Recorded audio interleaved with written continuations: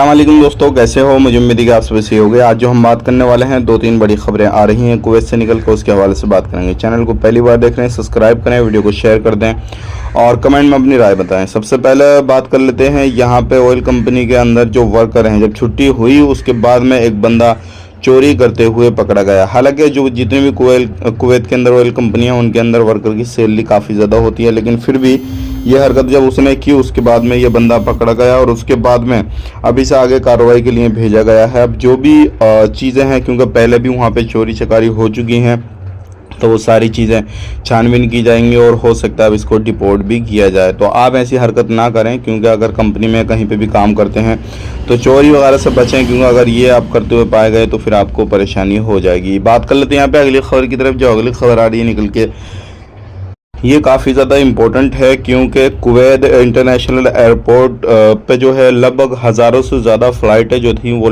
Delay हुई।